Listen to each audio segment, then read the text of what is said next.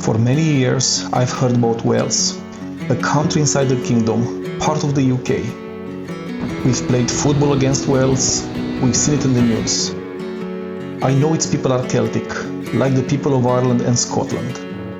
But for just as long, one question has stayed with me. What does Wales feel like? And why does it stand apart within Britain? Over the next 3 days, riding alone through Wales, I am looking for the answer.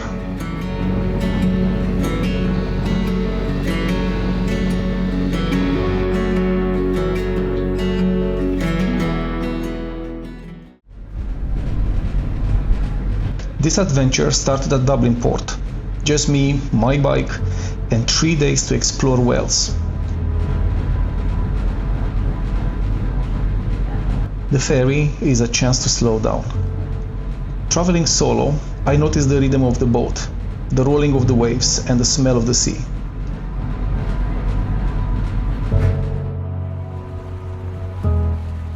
It is calming, it is relaxing before the journey ahead.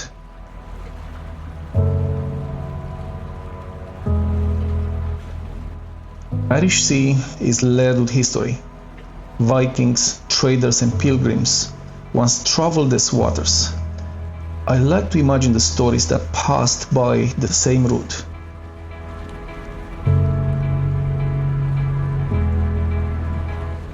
I roll into Holyhead, once known as Cardiff.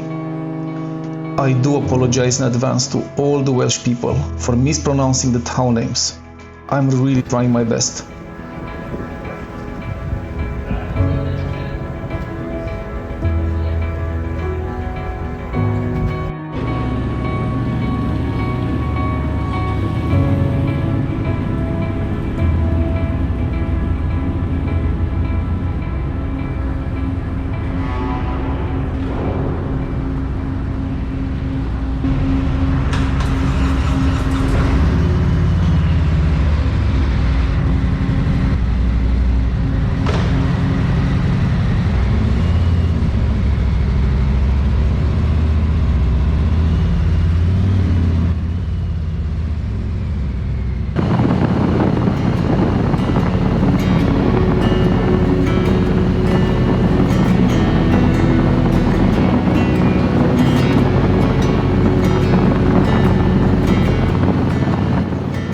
Feel older almost immediately, narrower, slower, more connected to the land.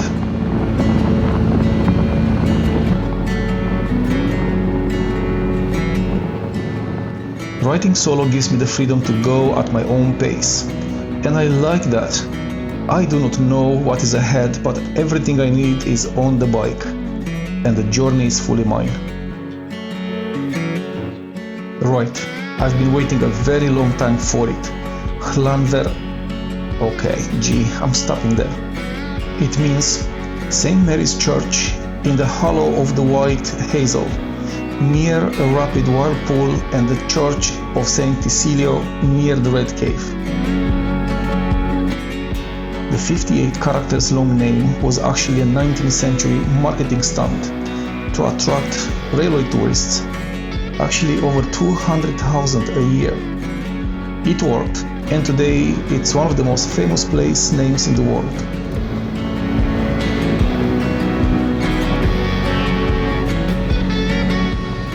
I finished the day in Lllanbedr, a small village at the edge of Snowdonia. Tomorrow I head deep into the mountains.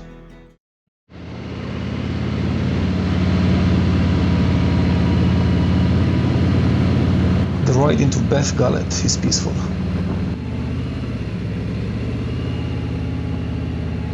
Narrow roads wind through stone walls and fields. The village's name comes from Beddgelert, the faithful hound of Prince Llywelyn. It's a tragic Welsh legend and one that still defines the village today.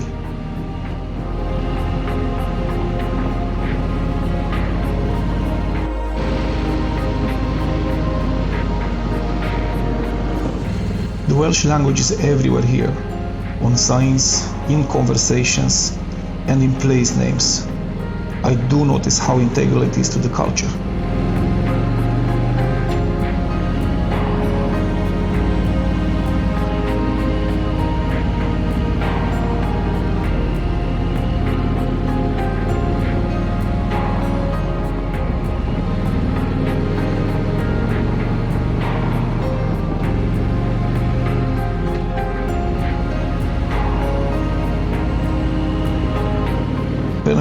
us is one of the best riding roads in Wales.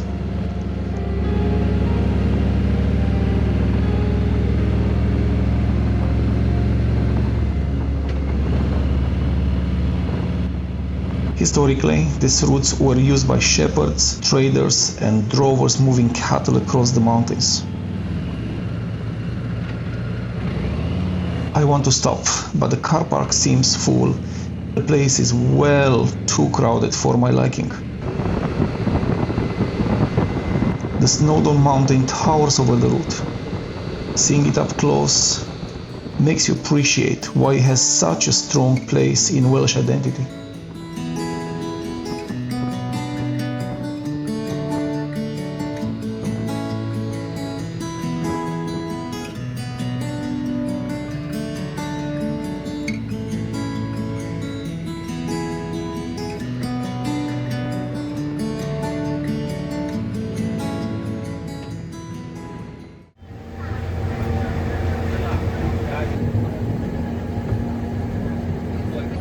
Side of the carriage, we can see Llambedr's waterfall.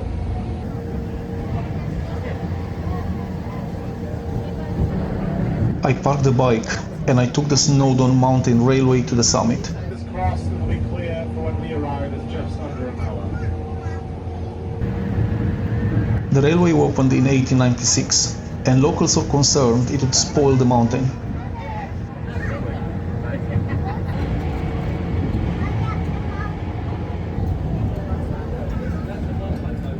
From the train, the scale of Snowdonia becomes obvious.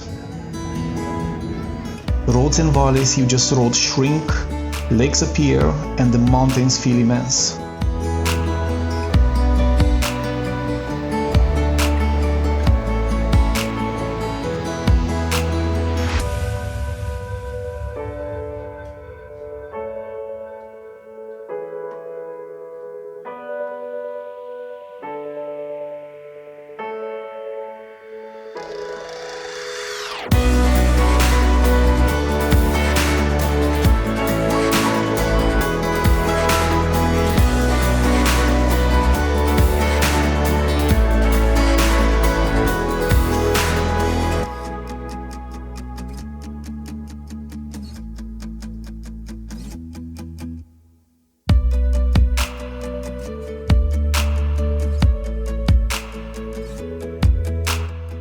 At the top, it's cold and windy.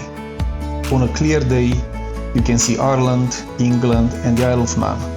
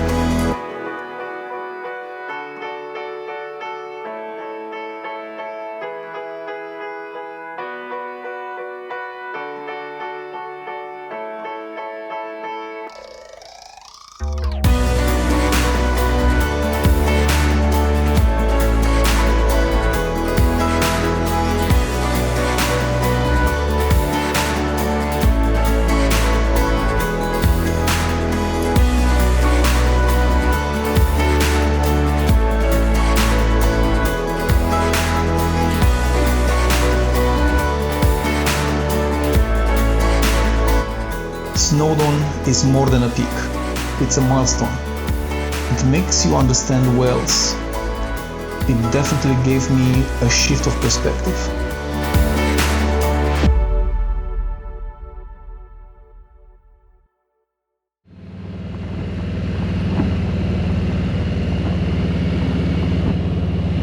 I crossed the mountains towards Clondigai, then joined the A5, one of the most historic roads in Britain.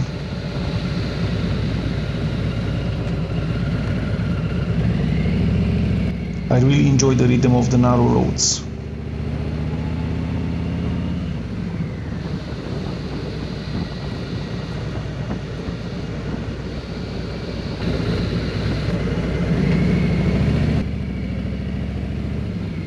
Farming communities like this kept Welsh language and traditions alive through Norman invasions and English rule.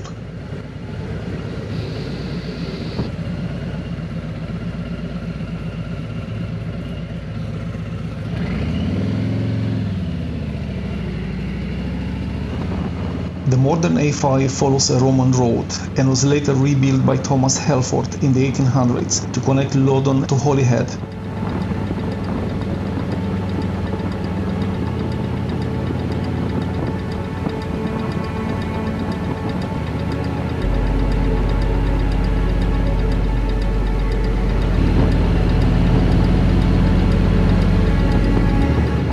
I can't believe what I'm seeing. A fighter jet suddenly screams through the valley.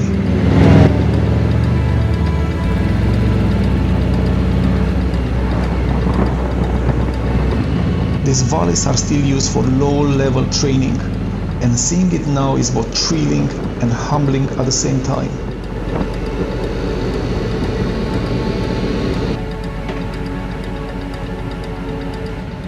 Betws-y-Coed is the next stop. Originally a small religious settlement, Betws-y-Coed transformed in the Victorian era when the rail arrived, turning it into a gateway for travelers heading to Snowdonia. Artists, hikers, and early tourists came seeking the same thing I do now: escape, nature, and silence.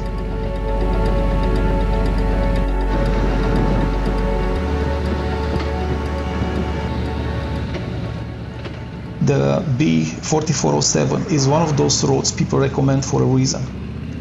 It narrows quickly, folding into the landscape.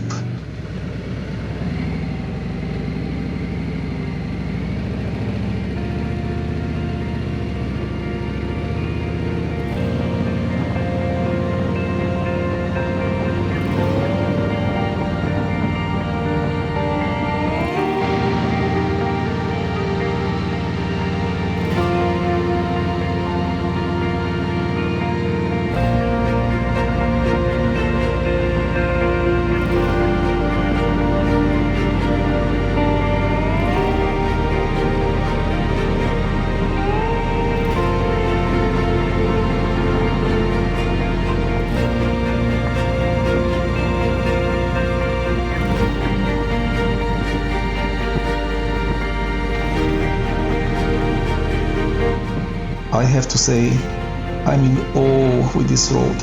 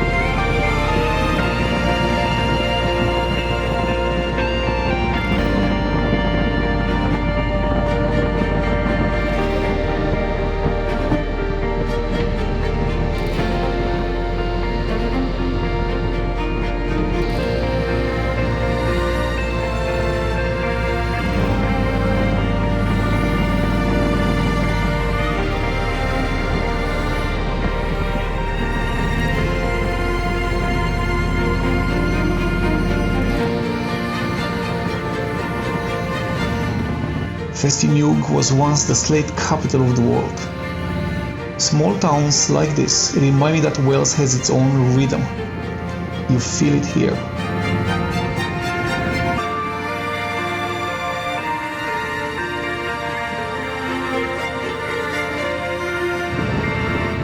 The road leads me back towards Lllanbedr.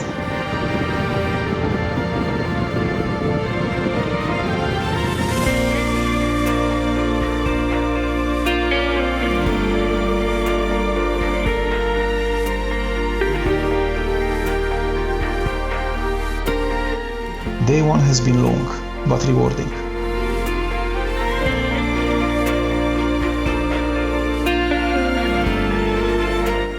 Today, Snowdonia has delivered everything: amazing roads, views and stories. I am happy and I look forward to dinner and a drink, but I also wonder, what would the second day bring?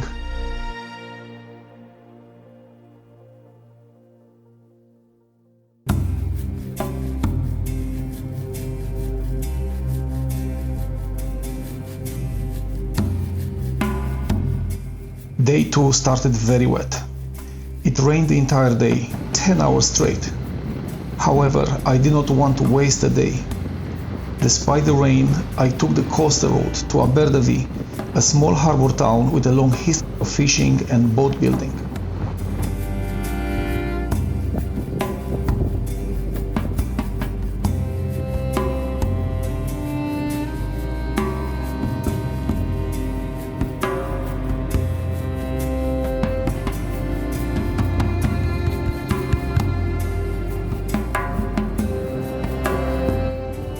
Even in the grey weather, Aberdyfi looks fascinating.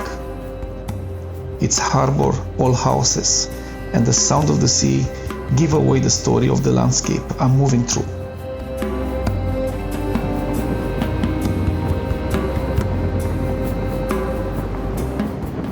The road inland towards Minford is sleek and quiet. It winds through hills and small villages.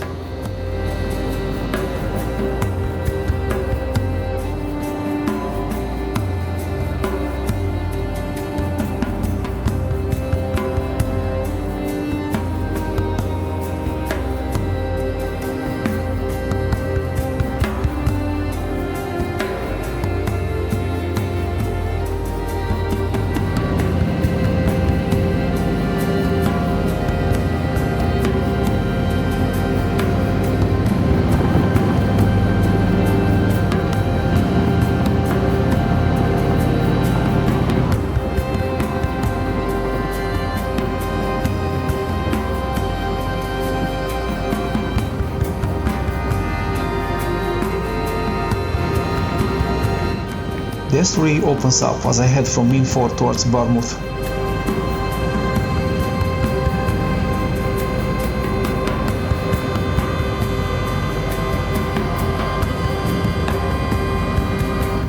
Barmouth grew as a Victorian seaside town, and even in bad weather it feels busier than everywhere else.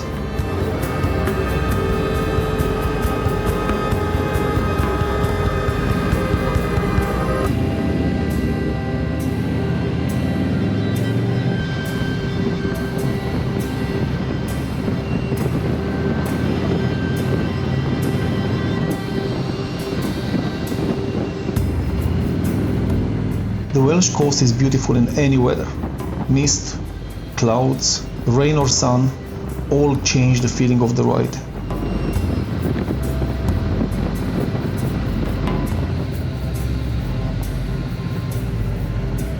By the time I return to Llanbedr, I feel satisfied.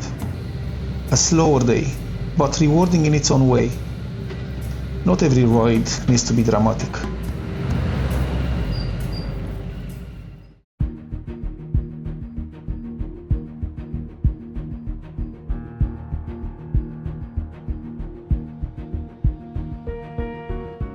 I start at Harlech Castle, built in the late 1200s by King Edward I, as part of his iron ring of fortresses designed to crush the Welsh resistance. It later became a stronghold during the Wars of the Roses and held out in one of the longest sieges in British history. The song Men of Harlech comes from that defiance. From up here, you can see why this spot was chosen. Mountains behind, sea in the front, total control.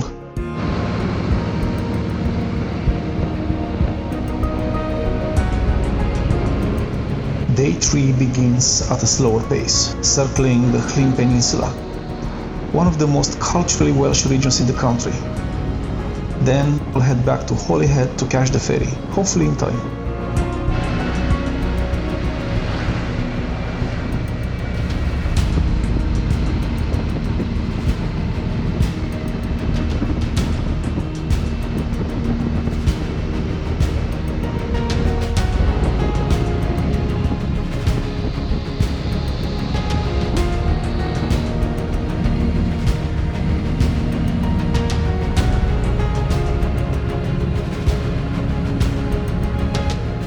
Aberdaron feels like the end of the road. The village is small, remote, and unspoiled.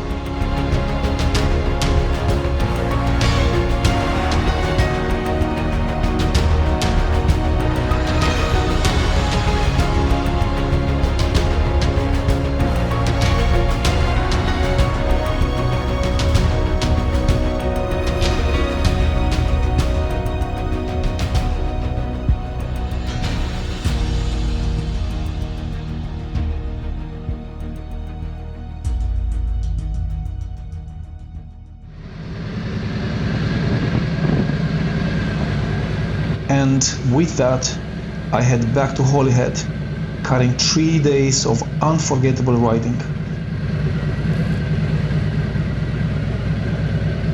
Riding through the streets, the calm, slow pace of the village is profound. Even the few locals give a nod as I pass. Wales still has that welcoming, quiet culture.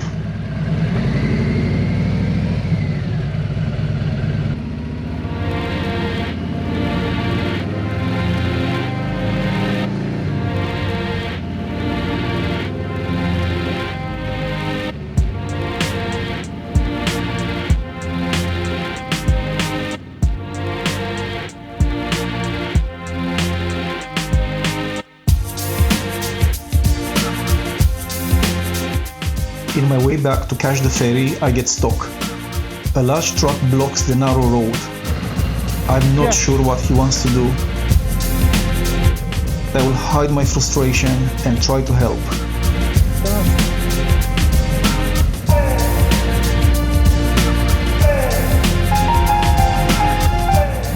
The adventure does not end. It waits until the next seashore, the next mountain pass, and the next story worth riding toward.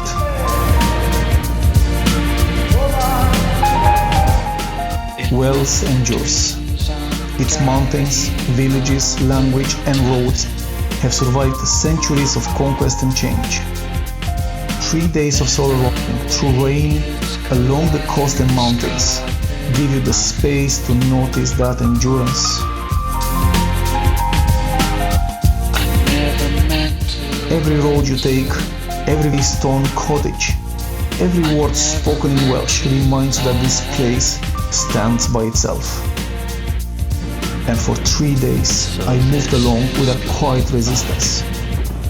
Now, I know why it stands apart in Britain. Not because it shouts, but because it feels different in every single way. Because it will continue to always be Wales.